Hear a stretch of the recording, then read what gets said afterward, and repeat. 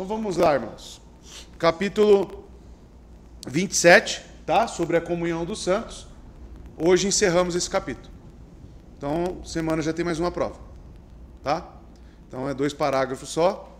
E eu vou encerrar aqui. O irmão pode até abrir aí na sua confissão. E daremos prosseguimento aqui nos ensinos. Deixa eu só compartilhar aqui com o pessoal de Cerro e Coração de Jesus. Pronto. Então vamos lá, vamos ao parágrafo propriamente dito. Acompanhe aí na sua Bíblia e também na sua confissão, tá? Que os dois têm que estar aí prontos para serem manuseados. Comunhão genuína. Olha o texto do parágrafo. Os santos, por meio da profissão de fé, são obrigados a manter uma santa associação. Vocês percebam, novamente aqui o termo, obrigados, né? Aparecendo na confissão. São obrigados a manter uma santa associação e comunhão no culto de Deus e na realização de outros serviços espirituais que tendem à sua mútua edificação, como também no alívio de uns aos outros em coisas materiais, de acordo com as suas diversas capacidades e necessidades, em conformidade com a norma do Evangelho. Embora esta comunhão deva ser exercida especialmente no âmbito familiar e das igrejas. Ainda assim, conforme Deus oferecer oportunidade, deve ser estendida a toda a família da fé, mesmo a todos os que, em todo lugar, invocam o nome do Senhor Jesus. Entretanto, a comunhão de uns com os outros, como santos, não destrói nem infringe o direito ou propriedade de cada pessoa em seus bens e possessões. Tudo bem, Israel? Então vamos lá, irmãos. Vamos falar um pouco aqui, parágrafo por parágrafo, sobre o que realmente se trata. Primeira coisa, o que fala o segundo parágrafo aqui do capítulo 27? Vai falar sobre os compromissos da comunhão e, na prática, realmente, o que se diz sobre, as Escrituras dizem sobre a comunhão. Consideramos este parágrafo sobre 3 tópicos. Primeiro, expressões da comunhão cristã, né? Quando eu falo expressões, é como que ela se desenvolve na prática.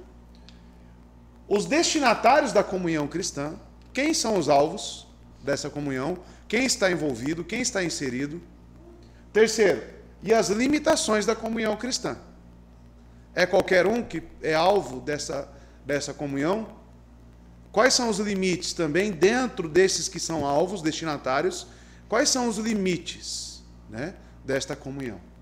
O ponto neste parágrafo é afirmar que todo aquele que professa ser crente deva manter santa comunhão e convocação do povo de Deus para a adoração de Deus. Tendo tratado o tema da nossa união com Cristo, a confissão agora trata da nossa comunhão uns com os outros. Nossa união com Cristo é o fundamento para a nossa comunhão com os outros crentes. Estão lembrados do último parágrafo? O que foi dito sobre comunhão? Aonde que ela nasce, irmãos? Em Cristo. É em Cristo que nós somos unidos, pelo Espírito Santo e fé. Então nós temos um objeto de fé em comum e ele nos une a uma igreja. Ele nos capacita com dons. Eu posso reter meus dons em serviço da igreja? Por quê? Isso é para crescimento do corpo, edificação mútua entre os irmãos. E isso flui do próprio Cristo. Então, ser salvo está também para ser capacitado pelo Espírito Santo e estar incluído em um corpo para edificação mútua, aperfeiçoamento do crente, maturidade. Já pensou um pastor sem igreja? Vai ensinar a quem? Vai pregar a quem? Né? Então, um pastor, ele só é pastor tendo o corpo, como nós vimos hoje pela manhã. Por quê? Porque este é o processo de desenvolvimento dos cristãos. Assim como você, na sua capacitação, mediante a salvação em Cristo, recebeu dons, habilidades dele, para quê?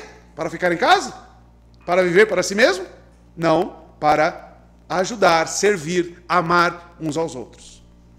Então, agora o segundo parágrafo vai definir melhor isto. Como que se desenvolve as expressões desta comunhão? Alguns textos já para preparar aqui um ambiente para nós. Atos 2, 44 e 45.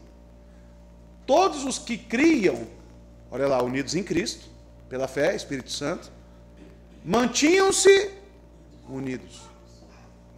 E tinham tudo em comum. Nós veremos o que significa isso. Tudo em comum. Vendendo suas propriedades e bens, distribuíam a cada um conforme as suas necessidades. Né? Aí, 1 João 4, 10 a 12, nisto consiste o amor. Não em que nós tenhamos amado a Deus, mas em que Ele nos amou e enviou seu Filho, como propiciação pelos nossos pecados. Então, este amor está relacionado também com propiciação, com sacrifício redentivo, com a obra de Cristo, ou seja, estar unido a Ele. Amados, visto que Deus assim nos amou, nós também devemos, é dever, é obrigação do crente. Devemos amar-nos uns aos outros. Ninguém jamais viu a Deus. Se nos amarmos uns aos outros, Deus permanece em nós. E o seu amor está aperfeiçoado em nós. E o contraponto, João também fala, que aquele que odeia seu irmão, está dentro disso aqui? Está em trevas. Está em trevas. Não conhece a luz. Não conhece o amor de Cristo. Nós, irmãos, somos alvos da misericórdia. Nós somos alvos do amor de Deus. Então, logo, é impossível, amados, que nós não sejamos desenvolvidos e aperfeiçoados neste amor. Tá? É consequência da salvação sermos levados a essas boas obras, a esse vínculo do amor, este vínculo da paz, junto com os nossos irmãos. Esta é a obra de santificação no crente. Esse é o caminhar cristão, um andar em amor, servindo. Pedro, tu me amas? Apacenta minhas ovelhas. Pedro, tu me amas? Apacenta minhas ovelhas. Então, o amor relacionado a Cristo está diretamente relacionado a esta comunhão que os crentes têm uns para com os outros. Que nós venhamos a entender isso. Então, vamos lá. Primeiro ponto, né, dentro dos três lá, a expressão da comunhão cristã. Correto? O texto base lá está em amarelo aqui para nós, do parágrafo. Os santos de profissão são obrigados a manter uma santa comunhão e comunhão na adoração a Deus, tá? Então vamos lá, os cristãos que professam a fé no Evangelho são obrigados a preservar um Espírito Santo humilde e comunhão na adoração a Deus. Nas Escrituras, Deus, que é majestoso na santidade, é exaltado como santo, santo, santo.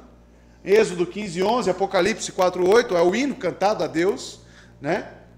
Portanto, todo aquele que se aproxima de Deus em adoração deve ser santo, pois devemos adorar o Senhor na beleza da sua santidade. Salmo 96, 9. Então, a adoração a Deus e a santa comunhão andam de mãos dadas.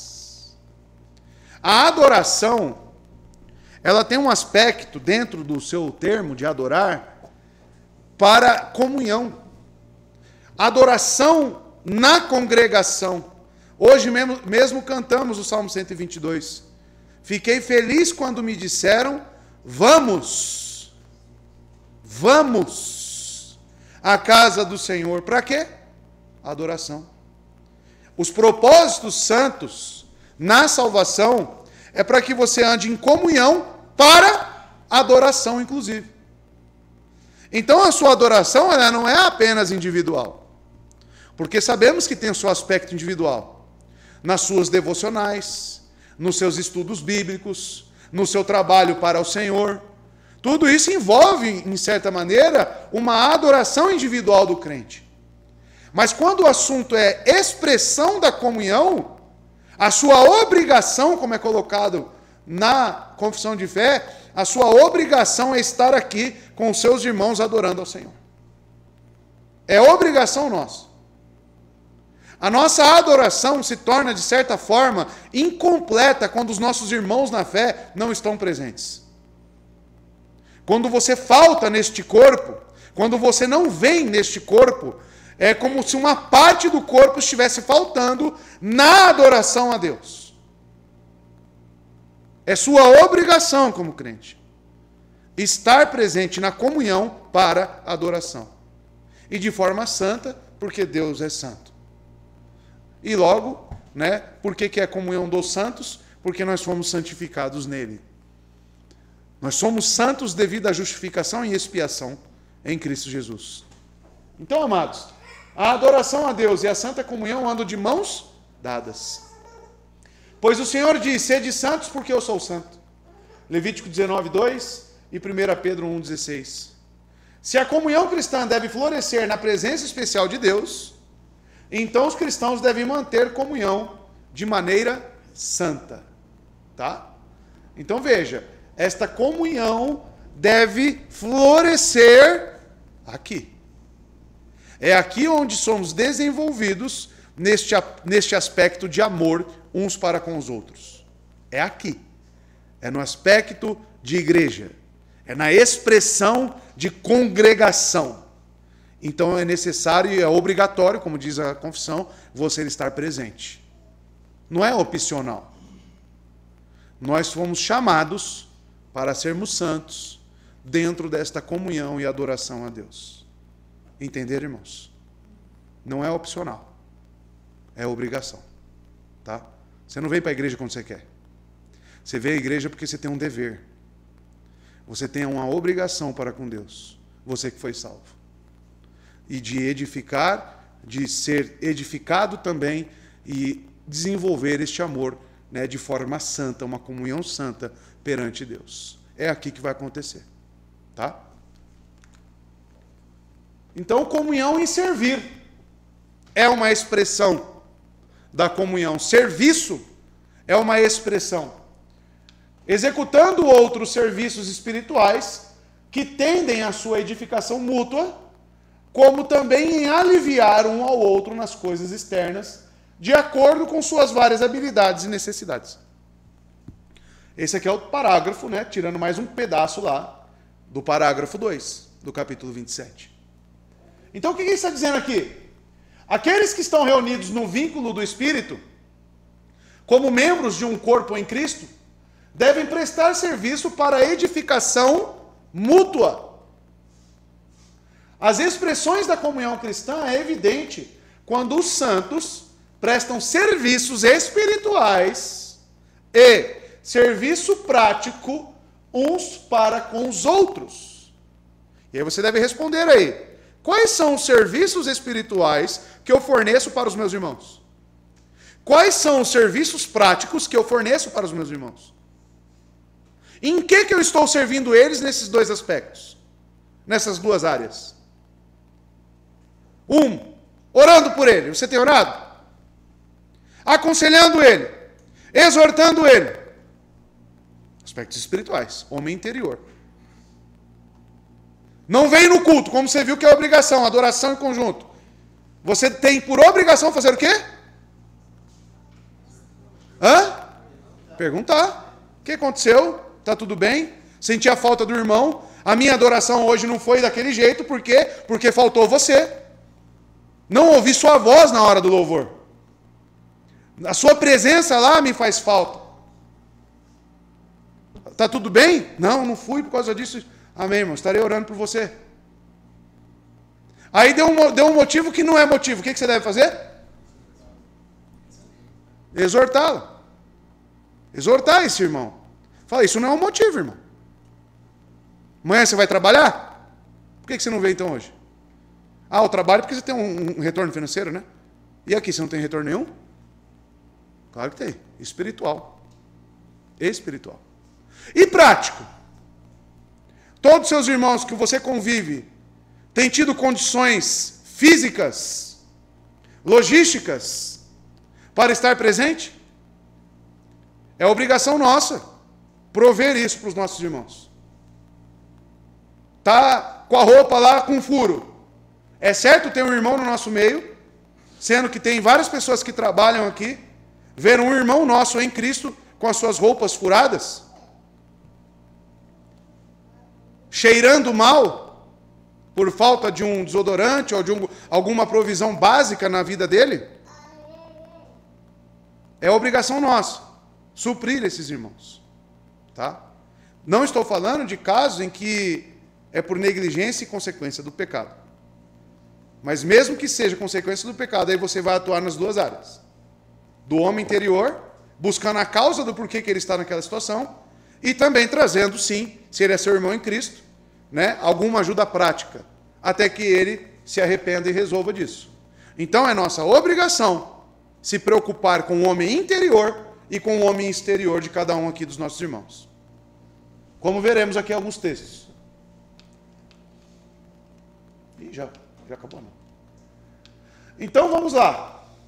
Devemos estar genuinamente preocupados com as necessidades espirituais dos nossos irmãos e fazer o que pudermos para aliviá-los. Devemos fazer o que pudermos, irmãos. Principalmente orar. É um grande pecado. Se você sai daqui na sexta-feira com aquela obrigação de orar por aquele irmão e você não ora. É um grande pecado. Primeiro que você peca contra Deus, mentindo. Nas cartas lá de Samuel, 1 Samuel, 2 Samuel, não vou me lembrar agora o endereço correto, ele diz: longe de mim pecar contra o Senhor por não orar por eles. E muitos fazem isso. Saem daqui com o compromisso de orar, ou seja, prover, né, nesta preocupação, prover as necessidades espirituais deste irmão.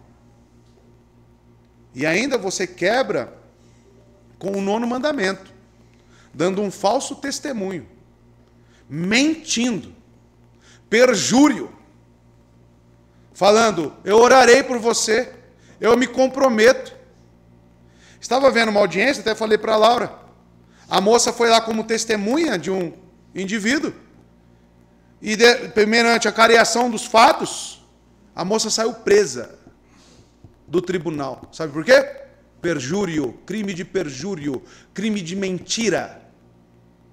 A moça que não tinha nada a ver, foi lá, se comprometeu a falar a verdade, foi presa perante a lei dos homens.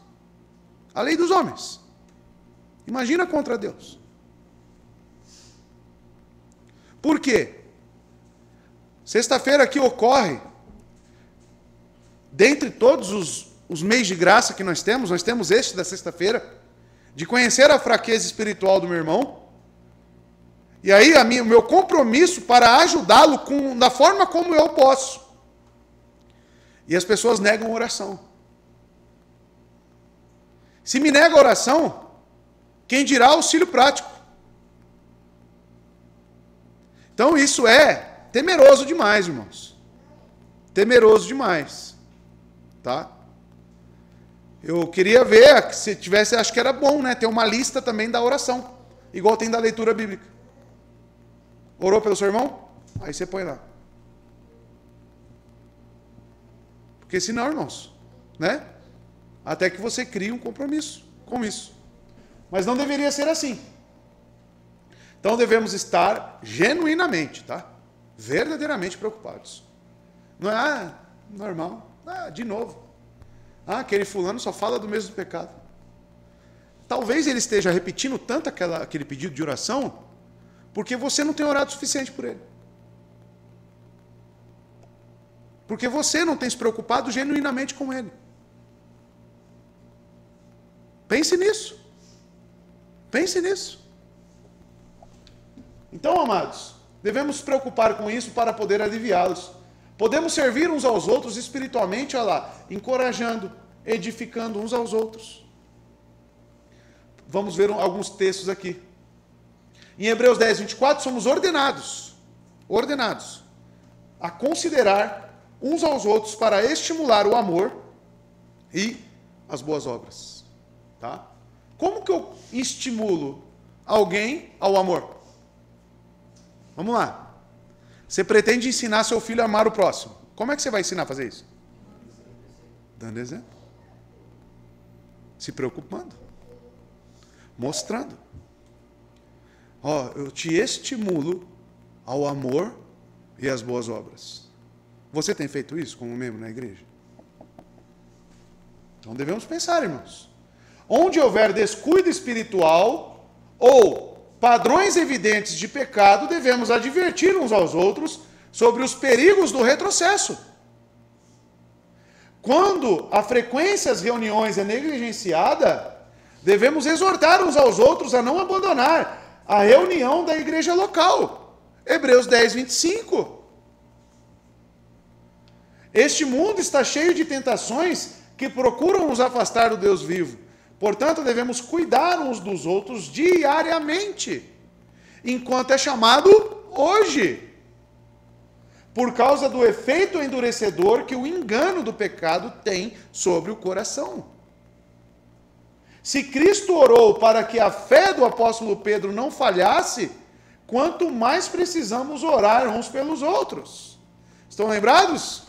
Simão, Satanás quis peneirá-lo. Mas eu? O que Cristo fez por ele? Orei por você. Talvez muitos irmãos estão sofrendo pela sua falta de oração por ele. Isso é um compromisso. Por isso que estamos aqui como igreja. Para que exista isso. Uma igreja que não contém essas expressões de comunhão. Porque talvez a igreja... Vamos lá. A pessoa vem... como é que eu encontro uma igreja bíblica? É só púlpito, doutrina? Comunhão e santidade. Ah, comunhão. Nós estamos analisando comunhão aqui. Como que eu defino esta comunhão? Esse capítulo é para isso. Quais são as expressões da comunhão? O primeiro ponto é esse cuidado mútuo. Então, igreja que não tem isso, irmão, dificilmente eu vou dizer que é uma igreja. Porque isso são princípios básicos de um cristão. É o que um cristão deve se preocupar quando ele é inserido em uma igreja. Então, alguns textos. 1 Tessalonicenses 5,11. Medite no texto. Por isso, exortem-se e edifiquem-se uns aos outros. Como é que eu edifico? Dentro dos dois aspectos que eu falei, prático e espiritual. Homem interior e homem exterior. Tá? Assim você estará edificando esse irmão. Está vendo ele no pecado? Está vendo ele faltar nas reuniões? O que você tem que fazer? Opa, cadê fulano? Já olha aí, ó, está faltando alguém? Está perdendo um ensino importante? Ele talvez não tenha entendimento disso aqui que você está aprendendo agora e ele não vai conseguir exercer com você. Aí você tem que olhar aí, ó, quem não está e se preocupar com isso. Porque envolve o quê? A edificação dele. Isso não é só função do pastor. Aqueles que pensam que é só função do pastor está redondamente enganado. Olha aí os termos que Paulo utiliza. Ele fala presbíteros, mas certamente os presbíteros, os bispos estão inseridos aqui também. Porque eles são membros do corpo. Edifiquem-se uns aos outros, como de fato vocês estão fazendo. Então essa igreja estava cumprindo. Essa aqui era uma igreja verdadeira, viu? As outras também. Ainda mais, né, pelas imperfeições, mas eram. Hebreus 10, 24. E consideremo-nos uns aos outros para incentivar-nos ao amor e às boas obras. Então, amados, se o irmãozinho está fraco no amor, como que eu posso ajudá-lo? Indiretamente também é culpa minha. A fragilidade do meu irmão, indiretamente, é culpa minha. Porque eu tenho exortações bíblicas para edificá-lo, para incentivá-lo. Então, se o irmão veio aqui no culto de oração, reunião de oração, e ele diz, eu tenho dificuldade em amar a igreja, eu tenho dificuldade em amar uns aos outros. É que nós não perguntamos, eu perguntar para essa pessoa que ora neste aspecto e falar, quantas pessoas já te incentivou ao amor e às boas obras? Incentivar, às vezes, é pegar na mão mesmo. Vamos lá, vou servir algum irmão. Vamos lá comigo, você que tem dificuldade? Vamos lá visitar um irmão, vamos conhecer a realidade dele? Assim você está incentivando ele. a sair do mundo dele, a quebrar a bolha dele, do egoísmo, do egocentrismo, do Babel, né, o Babel da manhã, e levar ele para essas boas obras. Vamos lá, lembra, sabe o irmãozinho lá da igreja? Está passando necessidade, vamos lá. Eu e você vamos fazer as compras. E você vai levar lá para eles. Incentiva esse irmão às boas obras e ao amor. Olha, tal hora eu vou orar por fulano. Vamos orar comigo? Eu vou te ligar aí. E vamos orar juntos. Incentiva! Você tem feito isso? Não. Talvez você tenha vivido uma religião para si mesmo. Lembra que eu falei na manhã? O cristianismo é o oposto daquilo que vimos em Babel. Olha aqui. Olha os textos. Vê se existe espaço aqui para egocentrismo, autossuficiência, vida individual. Precisamos incentivar. Que nem eu orei aqui na sexta-feira, pedi oração aos irmãos. Estou me sentindo desanimado nessa vida monótona. Eu preciso o quê? De incentivo. Preciso de encorajamento. Por quê? Porque eu sou fraco. Sim, irmão, eu sou fraco. Eu sou pecador. Esse mundo oferece uma chuva de tentações, assim como você é, dentro das suas necessidades. Mas chegar aqui na sexta-feira, na reunião de oração, e expor as minhas fragilidades para não receber nada, do que adianta? Isso qualquer um que é membro nessa igreja. É a oportunidade que nós temos de cumprir com aquilo que fomos chamados para fazer. Nós temos que começar a viver igreja, irmãos. Olhando para os textos. Medite nesses textos. Como que eu vou exortar? Como que eu edifico alguém? Como que eu incentivo alguém? Como que eu considero alguém? Hebreus 3. Cuidado, irmãos. Tudo isso aqui foi texto já pregado aqui. Foi tudo texto pregado aqui já. Cuidado, irmãos, para que nenhum de vocês tenha coração perverso e incrédulo, que se afaste do Deus vivo. Opa, então se eu identifico na igreja alguém que tem esfriado espiritualmente, alguém que tem começado a colocar algumas postagens em Facebook, status um pouco duvidosa, isso você deve fazer o quê como membro de uma igreja, se é seu irmão em Cristo? Ligar o sinal de alerta. Fala, o que é isso aí, irmão? Do que se trata isso aí? Qual que é a sua motivação por detrás disso? É ajudar mesmo. É como um pai cuida de um filho. Você vê seu filho se enveredando com algumas amizades estranhas. O que você vai fazer? Não quero que você ande com aquele fulano. Não é isso que você vai fazer? Não é, Fábio? Isso você vai fazer? Aí o irmão na igreja. É diferente? Pô, eu vi que você com um pessoal meio estranho lá. O que você estava fazendo naquela hora lá? Chega no irmão e conversa. Mas nós parece que não nos atentamos, irmãos. Cuidado, irmãos, olha só. Para que nenhum de vocês tenha coração perverso e incrédulo.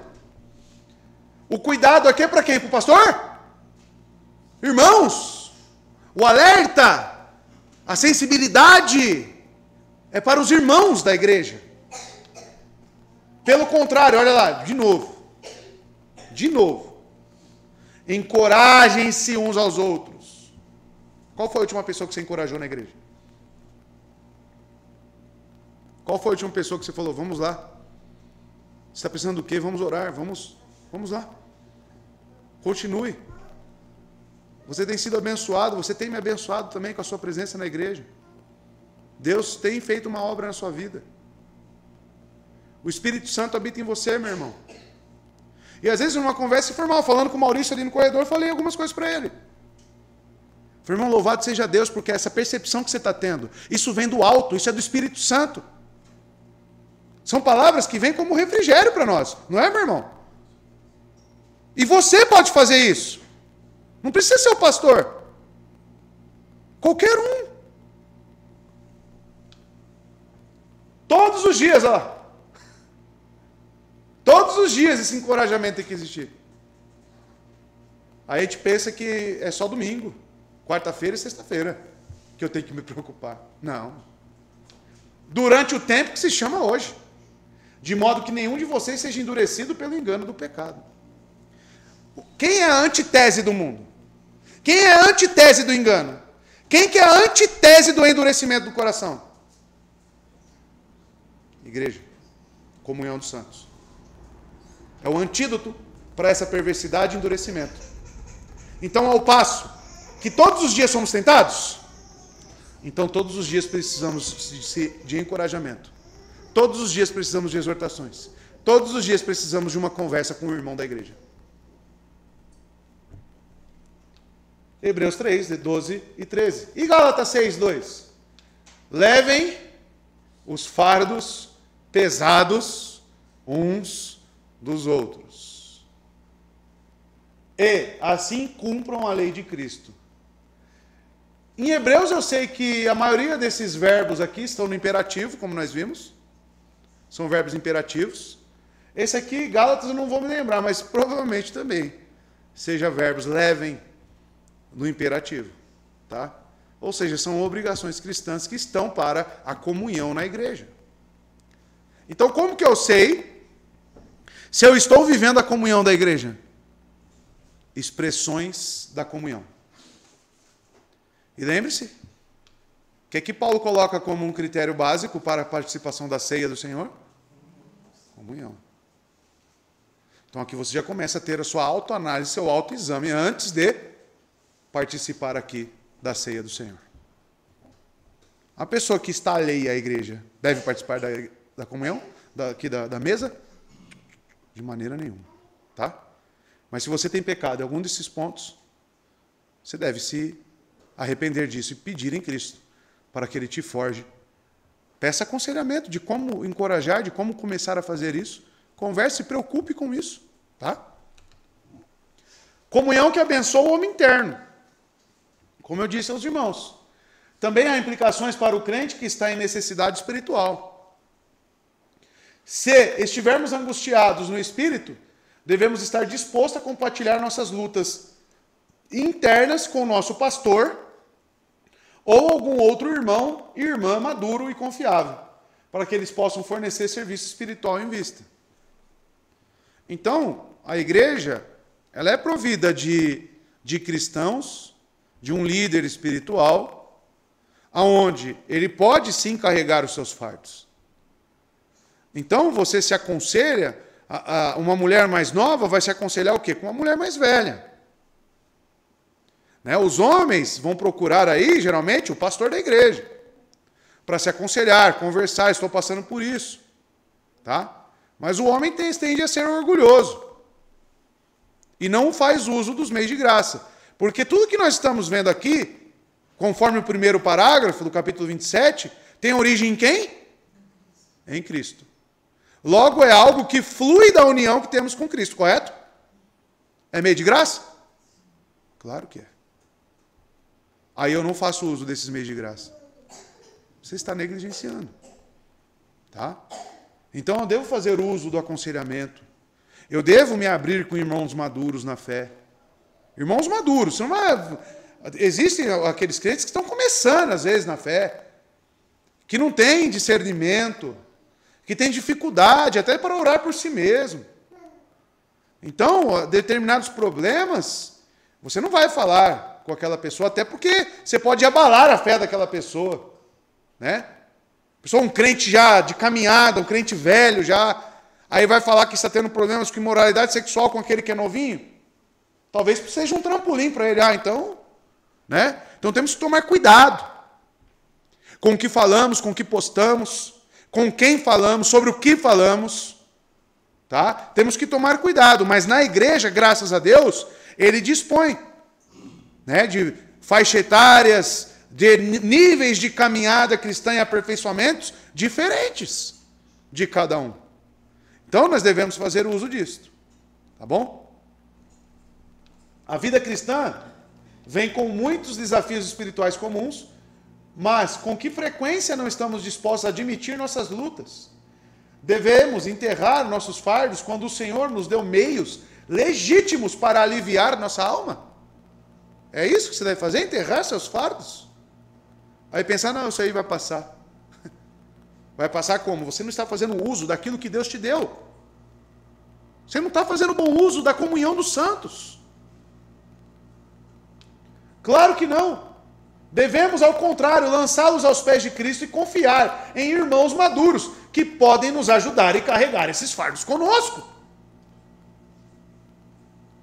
Desta forma, a comunhão é reforçada, pois comungamos em ambas as direções em tornar a necessidade conhecida e depois em aliviá-la. Alguns irmãos, graças a Deus, já me procuraram com assuntos, digamos que até graves.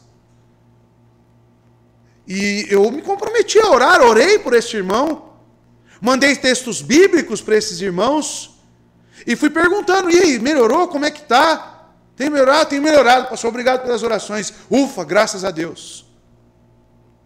Mas não é só eu, irmão. Não é só eu. Porque quem se propõe a vir até mim trazer algum fardo, os irmãos que já fizeram isso sabem como é que foi. Me comprometi, porque é minha obrigação. Mas não é porque eu sou pastor, é porque eu sou membro. É porque eu sou membro. É porque eu sou crente. É porque eu faço parte da comunhão dos santos. Estão entendendo o que é a igreja, irmãos? Pode falar.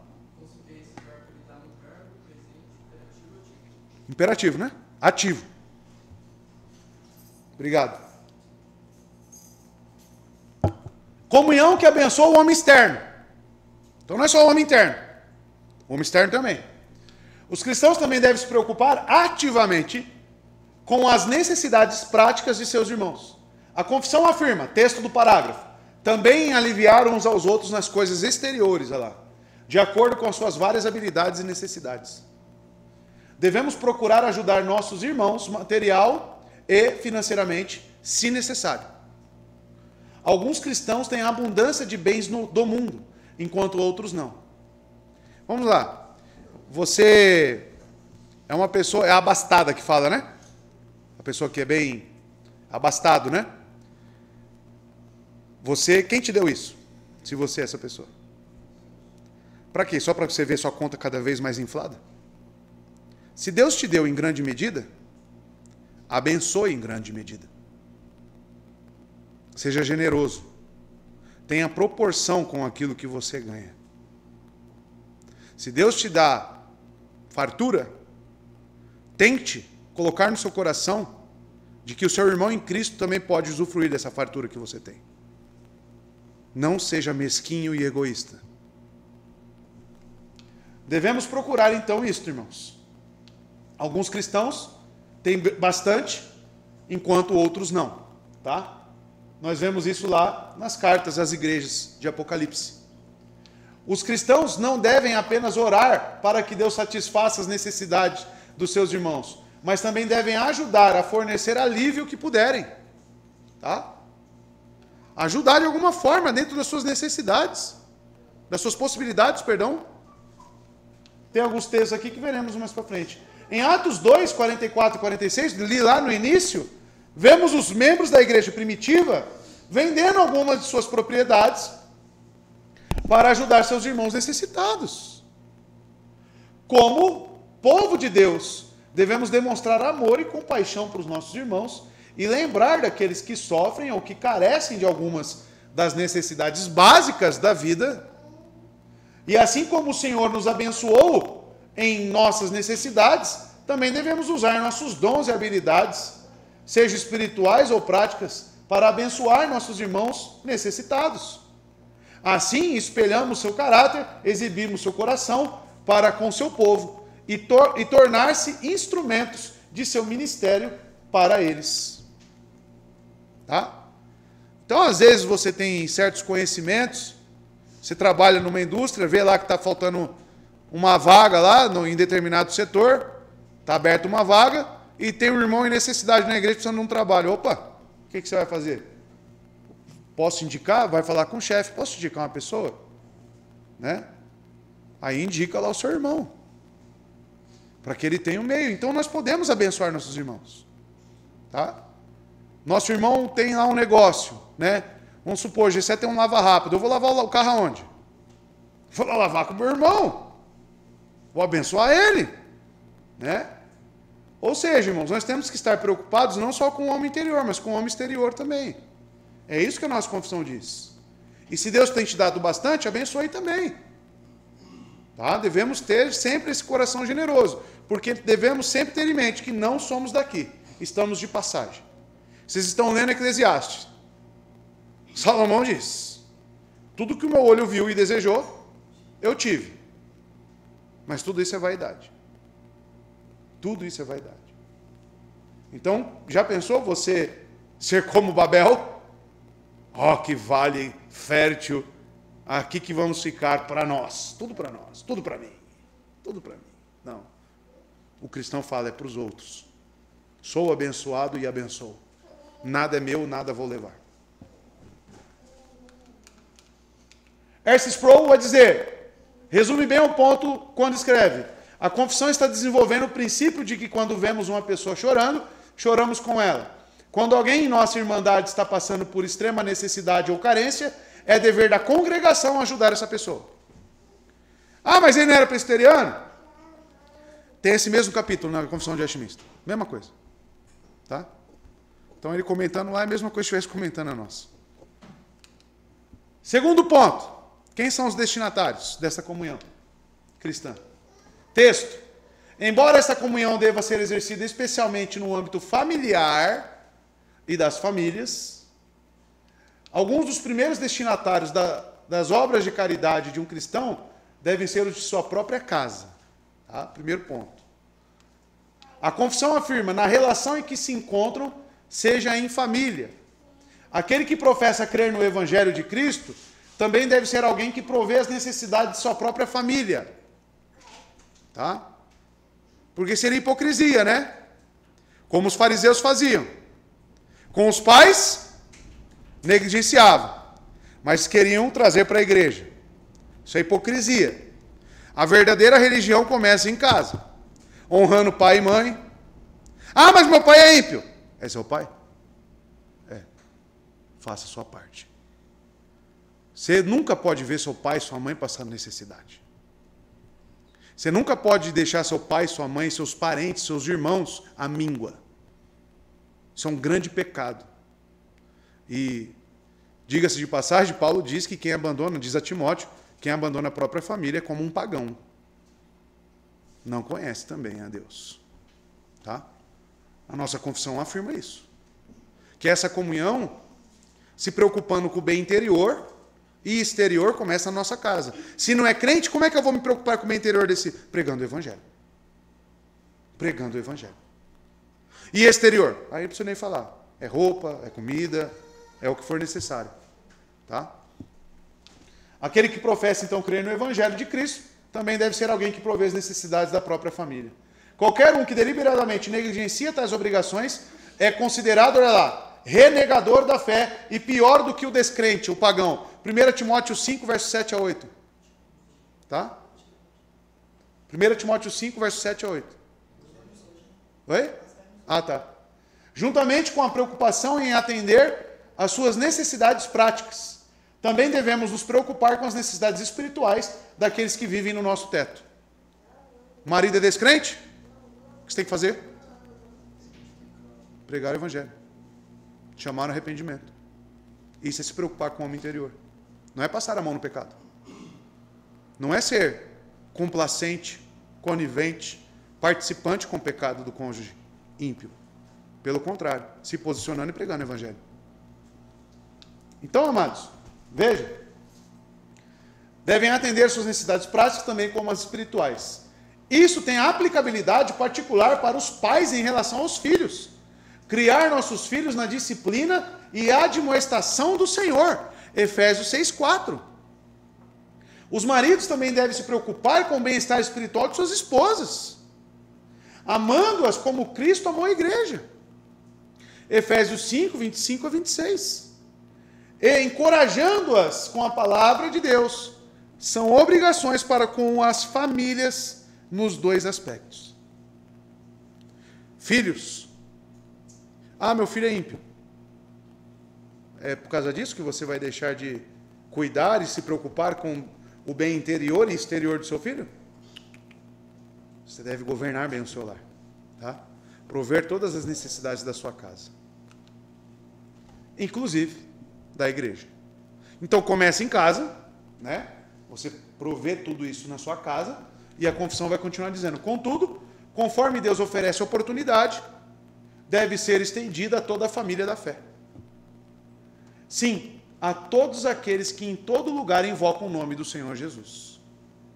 A todos e que em todo lugar. Então não é só daqui.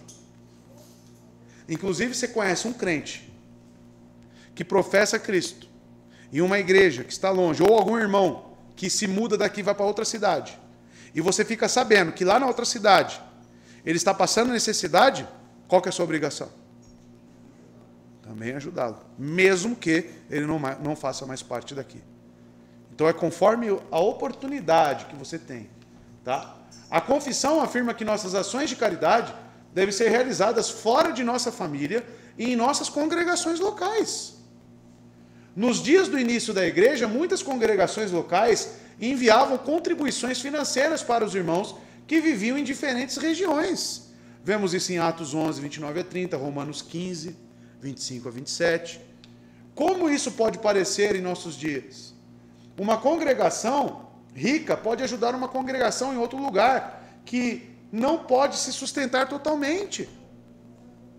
Vamos supor que a nossa igreja esteja farta com recursos, tenham bastante membros, tenham irmãos, né, benquistos, com boa condição financeira. E aí, vamos ficar aqui só juntando dinheiro? Igreja virou banco? Vamos ajudar as igrejas que estão com dificuldade. Qual que é a igreja que nós sabemos que tem poucos irmãozinhos lá e que estão com dificuldade para pagar o aluguel? Vamos ajudar? Vamos ajudar. Vamos mandar R$1.000 por mês? Vamos mandar R$1.000 por mês. É isso. A igreja está aqui para isso. Quando possível, podem contribuir para o salário do paróquio ou para qualquer outra necessidade daquele rebanho. Essa ajuda é especialmente útil para as igrejas em áreas empobrecidas. Tá? Minas Gerais lá, vocês acham que é uma região rica, dependendo da cidade? É uma região pobre, irmãos. É região rural, né, meu Flávio? O irmão o Flávio sabe disso. Muitos ali devem ganhar o quê? 1.000, 1.500, nem isso, né? R$400, olha lá. Imagina para manter uma igreja séria, bíblica, que nós sabemos que não é tão atrativa assim, né, para muitos, numa região como essa. E o pastor que estiver lá à frente, como é que ele vai cuidar? Quem que vai suprir? Quem que tem que suprir isso? De quem é a obrigação? É das igrejas que estão nas grandes metrópoles. É das igrejas que já estão solidificadas, firmes. Mas não, as igrejas hoje parecem só quer ser maior. Tem pastores aqui na nossa região, irmãos, de igrejas batistas, que ganham R$30.000. Eu pergunto, qual que é a necessidade disso? Aí muitos falam, hipócrita, se fosse R$30.000 no seu bolso, você ia gostar, né? Irmão, sinceramente, eu e minha esposa vivemos com o que temos e dá certo. Nós conseguimos. Não temos tantos luxos, mas é o suficiente. Mas o ponto é, será que não poderia pegar desses recursos e investir em igrejas que realmente necessitem? Para que uma igreja de 5.000 membros? Qual a necessidade disso, irmão? Como eu disse pela manhã, não é melhor 500 pequenas, distribuídas, em locais que não tem igreja, mas que sejam sustentadas? Né? Pode falar, Felipe. Pastor, é interessante isso, porque lá no serviço tem um pastor que eu converso com ele, ele está vindo sempre perguntar, se pede aconselhamento, e a igreja dele está passando por grande necessidade financeira, né? E a ponto de ele ter que devolver o prédio, porque os membros dão oferta. E aí ele veio conversando comigo já faz umas 2, 3 semanas, né? E ele falou assim, não gosto de falar de dízimo e tal, porque eu não vejo no Novo Testamento a questão do dízimo, e é uma igreja pentecostal. Eu falei, mas você deve ensinar a questão da oferta, né? Você tem que explicar para os membros que não é uma questão de continuação do Antigo Testamento, mas você tem que explicar que é a nossa obrigação sustentar uma igreja. Sim. Ofertar, conforme Deus tem nos sustentado. E E aí ele tá meio assim, né? Eu falei assim, eu posso te dar uma dica? Eu falei assim, lá na igreja a gente está fazendo o seguinte, a gente não tem condições de manter uma igreja só com oferta dos membros. A gente faz doce para vender. Eu falei, por que você não faz doce? Faz doce, pega une os membros lá, faz doce, faz salgado, faz conforme vocês têm capacidade. Aí ele ficou meio assim, e aí ele começou a perguntar. Eu falei, ó, tem esse. Aí eu até perguntei para ela, qual o chocolate que vocês usam? Aí ela passou, eu expliquei para ele, eu falei, ó, tenta fazer doce e vende aqui na empresa. Ele começou a fazer. E aí ele levou para a empresa, acho que foi sábado, vendeu tudo. Glória a Deus. Aí eu falei assim, aí, deu certo. Ele falou, só que nenhum membro quer me ajudar. Eu falei, enfim, você e sua esposa vai, seja exemplo, começa vocês a fazer. Aí ele falou assim, mas muito obrigado por você ter me ajudado, porque isso está me ajudando até na minha vida financeira, porque ele está tendo dificuldade até na casa dele, está tendo talvez que devolver a casa dele, porque ele paga, né, a prestação. Então ele está me dando salgado e doce. Aí. E até ele pediu desculpa, me perdoe por estar disputando com você os doces aqui na empresa. Ah. Não, eu falei, não é isso. Eu falei, aqui não tem essa. Deus abre para todo mundo. Aqui. Hein? Aí ele falou assim, mas está me ajudando muito. Então ele agradeceu a minha ajuda por dar uma dica para ele. Exatamente. E aí ele falou assim, agora estou conseguindo, né, sustentar, está dando para pagar minhas contas. Glória a Deus. Então assim, foi uma dica, para mim foi pronto. Simples, né? Simples, mas ajudou muito ele. Exatamente. Aí a dica dos chocolates, falei, se você quiser, eu levo minha esposa até a sua casa, ele explica como é que faz, para ajudar vocês, né? Para que Deus ajude a sustentar a obra de vocês. Então ele se sentiu muito agradecido por isso. Glória a Deus. Está conseguindo sustentar a igreja. É uma igreja que não tem a mesma condição que a nossa, mas é uma igreja, né? Com as imperfeições, com as falhas. Está lá, né? Que Deus tenha misericórdia, abra o entendimento dele, mas... E dos membros também, né? Para ajudar ele, né? Exatamente. Porque tem uma deficiência nisso. Ensinar sobre ofertas, tem que ensinar esse coração grato aos membros. Exatamente. E uma segunda coisa é que eu estava conversando com outro rapaz, um senhor, ele falou assim, por que lá em Jundiapeba, ele mora em Jundiapeba, não tem uma igreja batista? Eu falei, essa é uma grande crítica que nós sofremos, porque igrejas batistas, presbiterianas, não querem saber desses bairros mais pobres. Eu falei, Felipe, se tivesse uma igreja batista como a sua, porque eu sempre falo da nossa igreja lá, para ele, com certeza eu ia congregar na igreja de vocês. Eu falei assim, é uma dica, né? É uma coisa para a gente se pensar, porque as igrejas presbiterianas e batistas são conhecidas como igrejas abastadas, né? E que não querem saber desses bairros mais pobres, como Jundiapeba e outros bairros. E eu sinto isso, então, eles não estão nem aí com a gente. Então, assim, é uma coisa para a gente se Desafio para nós, esses bairros. Exatamente. Mas ilustra essa questão da comunhão e preocupação, né? Com os nossos irmãos. E não é porque está numa igreja pentecostal lá que não significa que não seja nosso irmão, né? Então nós temos que começar a pensar nisso, né? Em ajudar, em prover, tá? Essas associações que são criadas entre as igrejas, se não serve para isso aqui que estamos vendo, que o Felipe falou, não serve para nada. Não serve para nada. A associação entre as igrejas é para sustentar igrejas menores, consolidar o trabalho e plantar novas igrejas. É para isso que serve. Ajudar as que estão em alguns problemas e afins, né? Mas não podemos perder a nossa essência, né? Então, inclusive outras igrejas. Samuel Waldron, nos esforços da igreja física ou espiritualmente, para ajudar os santos em outros lugares, o cristão individual não tem o direito de permanecer distante e despreocupado. Você não tem direito. E eu sei que o quanto difícil pode ser para os irmãos estarem ouvindo essas coisas. Porque você foi criado em igrejas que foram construídas com a teologia da Torre de Babel. Todos nós. É só nós, é o nosso mundo, devemos crescer, devemos aumentar, né? E é aqui, nossa igreja, que cresce, que cresce, que cresce. E nunca tem um olhar para fora. Tá? Então devemos pensar nisso. E o terceiro limite, né? O terceiro ponto é os limites da comunhão cristã. Olha o texto lá, o parágrafo. Não obstante sua comunhão uns com os outros como santos, não tira ou infringe o título ou propriedade que cada homem tem em seus bens e posses, né? Eu vejo lá, eu tenho minha casa, né? Aí eu chego para minha esposa e falo, ó, vamos vender nossa casa, porque ela é muito grande para nós, vamos morar num cortiço menor, para poder dar uma casa para o meu irmão. É para fazer isso? Não. Não priva não tira os seus bens e posses. Tá? Ah, mas eles vendiam as coisas lá em Atos 2. Você acha que eles vendiam a própria casa? Outros. Eles vendiam aquilo que eles tinham. Tinha 3 terrenos. Ele ficava com um, vendia os outros 2 e ofertava lá para a igreja. Era assim que funcionava. Tá? Então, ou seja, a confissão traz equilíbrio. Não é para você fazer loucura.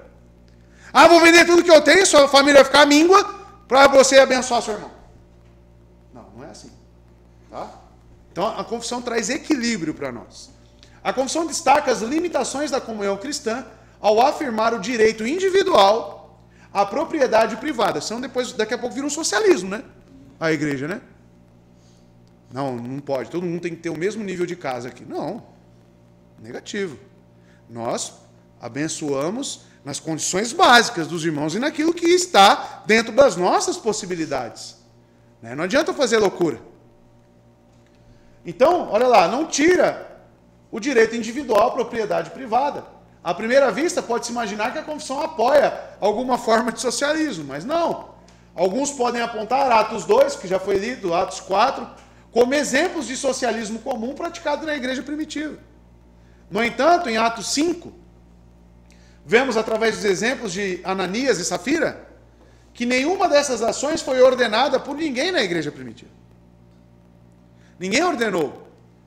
Quando o apóstolo Pedro questionou Ananias e Safira sobre o comportamento deles, o apóstolo indicava claramente que tanto sua propriedade quanto o produto de sua venda estavam sob seu próprio controle, para eles usarem como quisessem. O problema foi que eles mentiram. Mas não tinha nenhuma imposição, não tinha nada da igreja. Eles podiam vender ou não vender. Mas a partir do ponto que eles se comprometeram e falaram, aí eles caíram num grande erro. Né? Em Atos 5,4 não há indicação de que Ananias e Safira foram compelidos ou forçados a vender suas propriedades para a igreja primitiva. Ananias e Safira não foram condenados por reter lucros, mas sim por sua hipocrisia mentirosa. Atos 5,8. A comunhão cristã não infringe o direito individual à propriedade privada. Não infringe. Tá? Mas não significa que se eu tenho muitos bens, né? Como eu disse, eu sou muito abençoado, né? Vamos supor que eu sou dono de uma construtora, tenho um monte de casa por aí. Se eu quiser doar, uma casa vai me fazer falta? Não, aí eu dou. Ó, tá aqui. Te abençoo com uma casa. Já pensou? Né? Pode acontecer. Mas nós somos pobrinhos, né, irmãos? Por enquanto vamos caminhando conforme as nossas necessidades, né? Conclusão. Primeiro, Deus, em sua misericórdia, equipou os crentes com uma variedade de dons para que tenham um lugar dentro do corpo. Tá? Então você tem um lugar no corpo. Você tem que começar a exercer isso. Quando se trata do nosso serviço amoroso uns com os outros, nós, como cristãos, devemos lembrar que devemos nos preocupar com o bem-estar espiritual e prático dos nossos irmãos.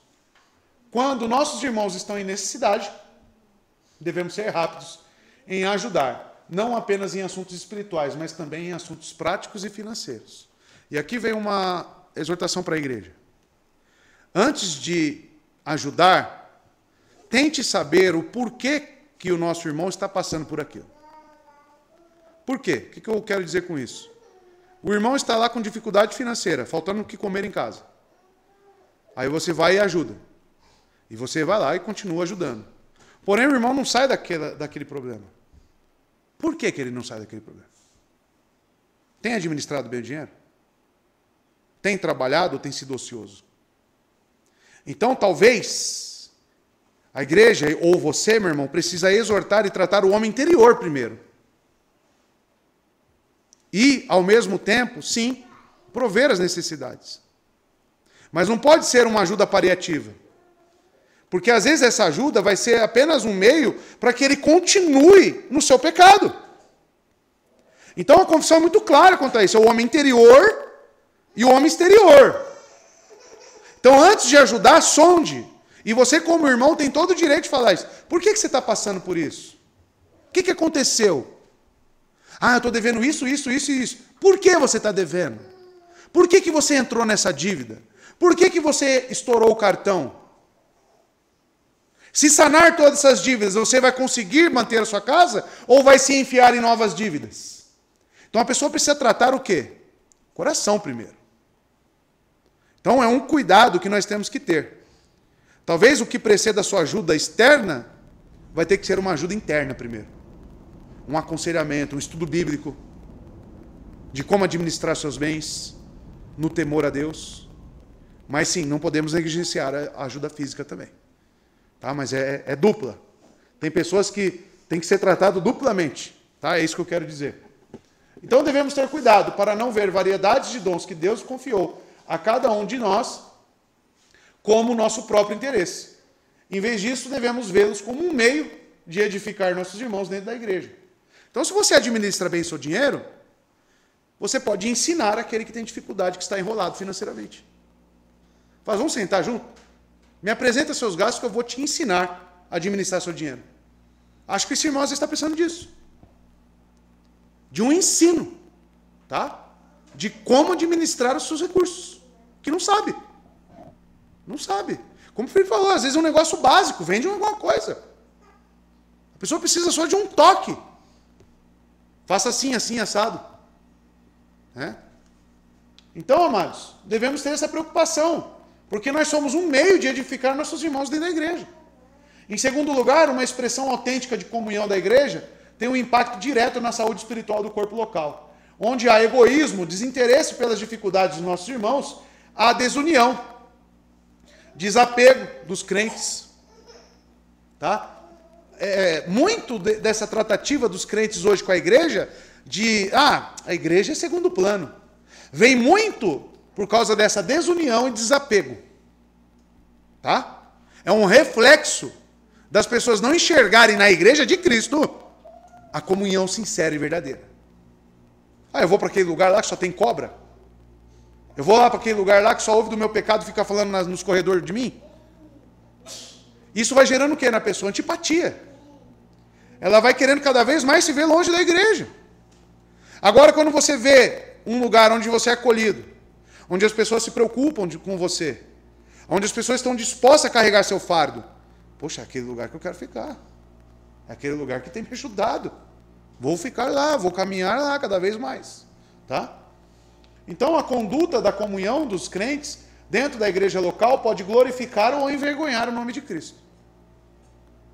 Esse exemplo aí só do pastor vendendo os doces, os membros não querendo, que preocupação que eles estão tendo com a vida do pastor?